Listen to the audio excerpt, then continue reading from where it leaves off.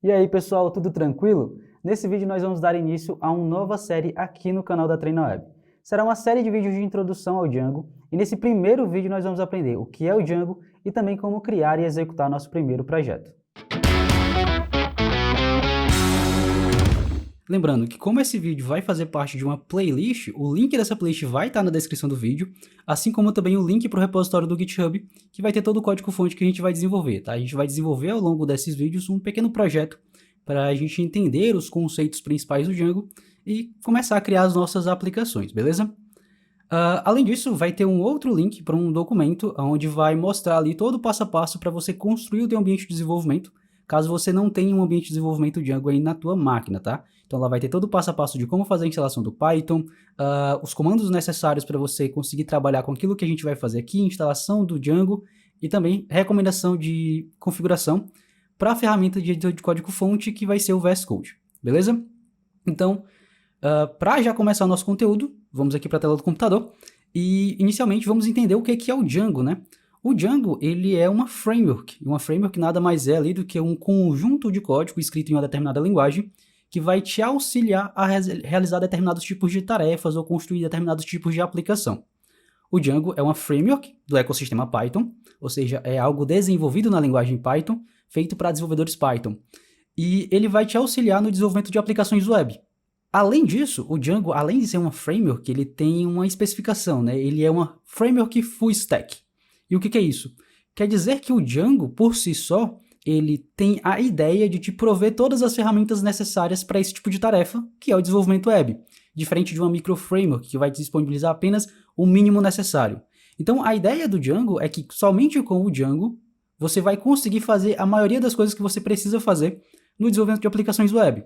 E por isso que o Django ele é conhecido como ser uma framework altamente produtiva, porque ele já vai te entregar muita coisa pronta, você não vai ter que se preocupar com os pormenores do desenvolvimento web e conseguir se focar ali no que de fato é importante, que é a regra de negócio da tua aplicação.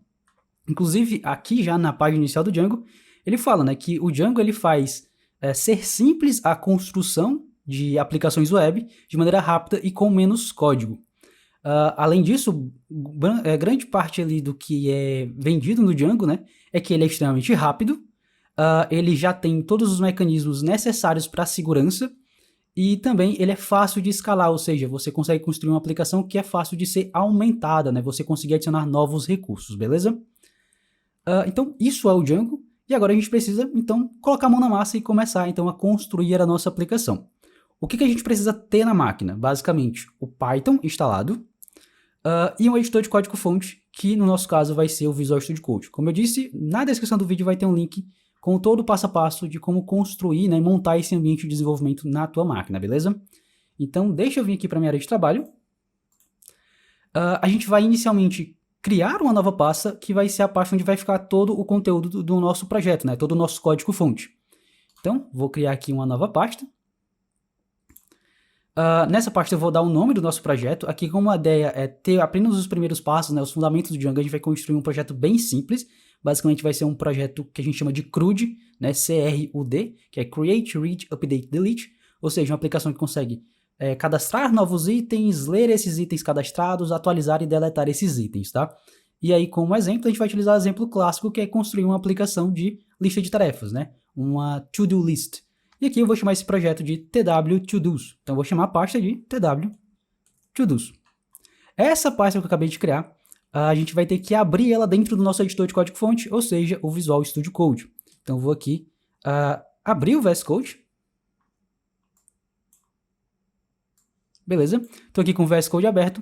E aí a gente tem várias maneiras de conseguir abrir essa pasta dentro do VS Code. Uma forma mais simples é pegar essa pasta que a gente acabou de criar, arrastar para dentro do VS Code e soltar. Pronto.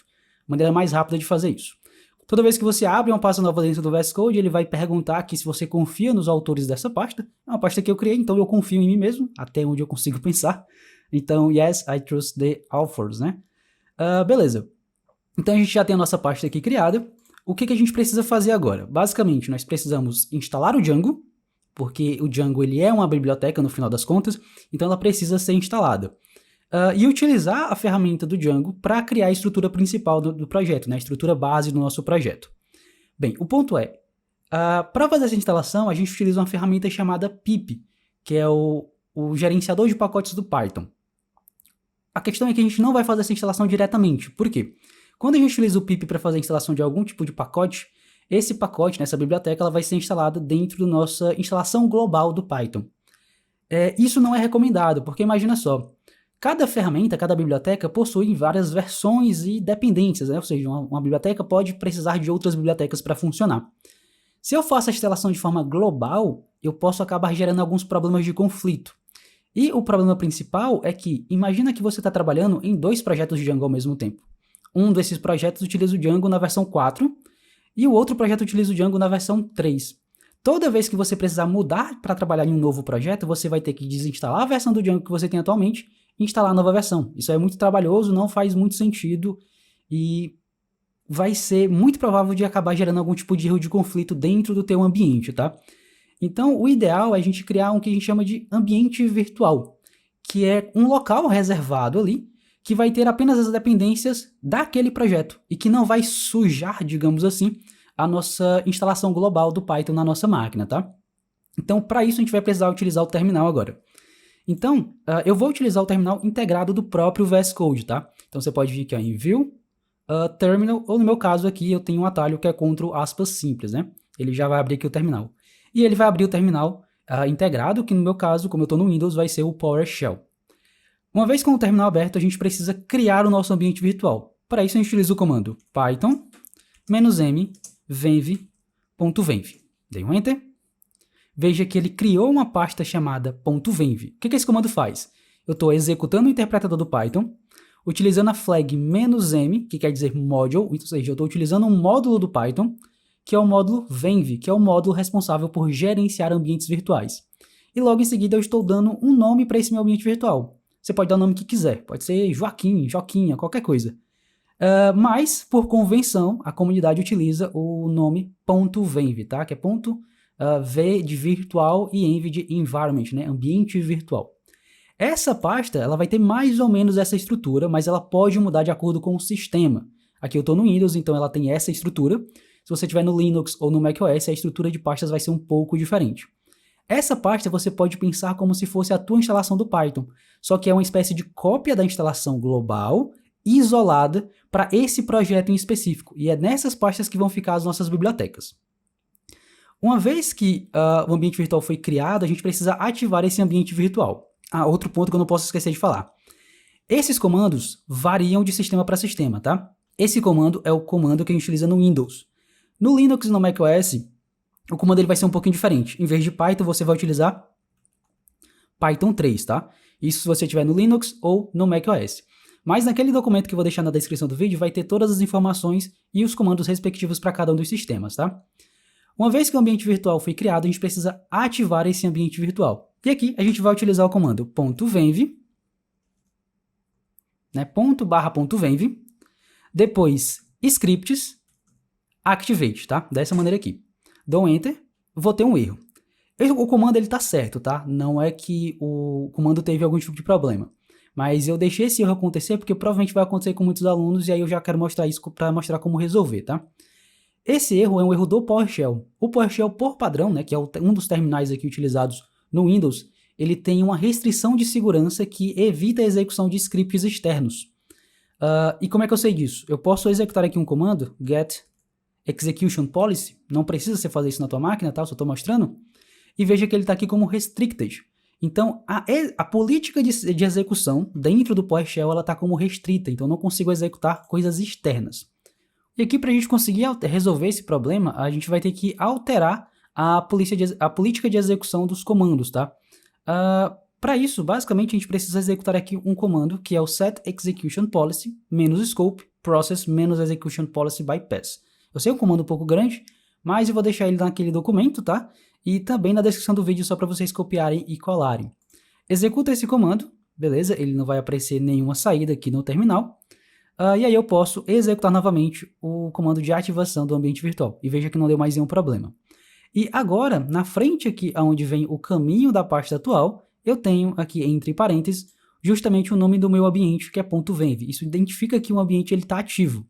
A partir desse momento, com o ambiente ativo, toda a instalação de pacotes Python que eu fizer vai ser feita dentro do ambiente virtual, beleza? Novamente, esse comando aqui, venv scripts activate, ele é específico para o Windows, tá?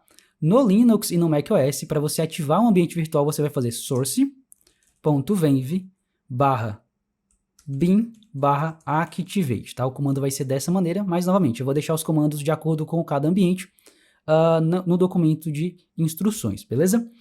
A partir de agora, não vai haver mais diferença de comandos, tá? Todos os comandos que a gente executar vão ser iguais, tanto para o Windows, para o Linux, quanto para o macOS. Ambiente virtual criado e ativo, o que a gente precisa fazer é a instalação do Python. E lembra que eu disse que a gente faz ela através de um carinha chamado pip, que é o gerenciador de pacotes do Python. Então a gente utiliza pip, install, e o nome do pacote, que é o Django. Então enter, e o pip ele vai buscar lá no repositório de pacotes Python, esse pacote chamado Django, vai realizar o download dele e instalar dentro do nosso ambiente virtual, beleza? E aí basicamente a gente precisa esperar tudo acontecer. Pronto, ele já finalizou. Ó, se a gente olhar aqui dentro de venv, aqui em lib, veja que a gente tem site packages e tem várias pastas agora que foram criadas, inclusive a pasta do Django. Essas pastas aqui são justamente o pacote que a gente acabou de baixar, tá? Então veja que ele foi instalado no ambiente virtual e não no nosso diretório global, né? Dentro da instalação global do Python. Beleza.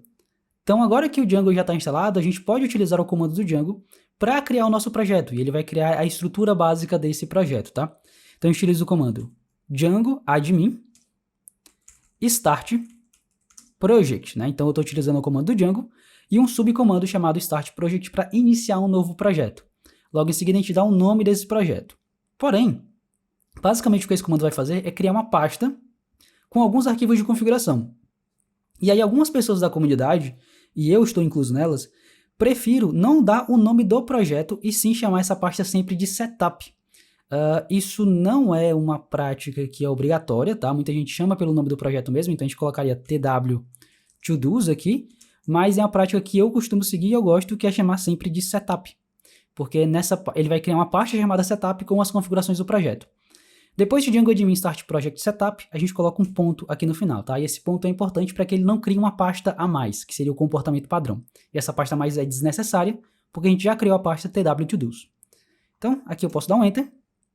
Ele não vai exibir nada no terminal, mas veja que ele criou aqui um arquivo chamado manage.py. Esse arquivo a gente vai utilizar ele bastante, mas a gente não vai editar esse arquivo. É um arquivo onde o Django consegue carregar ali as coisas que ele precisa carregar para poder funcionar. E o setup, que é a pasta principal do nosso projeto, onde tem algumas configurações, beleza? Inclusive, um arquivo que a gente vai mexer bastante, que é o settings.py, que tem algumas configurações mais globais aqui do nosso projeto. Beleza, feito isso, o nosso projeto já está criado e a gente pode executar o projeto para ver ele funcionando. Então eu vou voltar aqui no terminal e agora o Django admin, esse comando Django admin, a gente utiliza ele uma única vez na criação. A partir de agora, tudo a gente vai fazer da seguinte forma: Python manage.py, aqui não precisa desse ponto barra, só colocar manage.py que já funciona, e aí o nome do comando, tá? Então isso aqui é meio que equivalente a utilizar Django admin, só que agora eu estou utilizando pelo manage.py, que é o contexto da minha aplicação, né, do meu projeto. Então, Python manage.py run server. Esse comando vai executar o servidor de desenvolvimento do Django para a gente já ver o projeto funcionando. Ele vai aparecer aqui umas mensagens em vermelho, mas a gente pode ignorar por enquanto. Então, agora eu posso abrir o meu navegador e acessar localhost 2.8000. E veja que vai aparecer essa telinha aqui do Django informando que a instalação ela funcionou com sucesso e que a gente está vendo essa página porque a gente está com o debug ativo, né? Com a funcionalidade de debug ativa lá na nossa configuração. Isso prova que o Django foi instalado e ele está funcionando. Para garantir, inclusive, olha, eu posso parar esse servidor. Para isso, vem aqui no terminal e pressiona Ctrl C. Ele vai parar o servidor de desenvolvimento.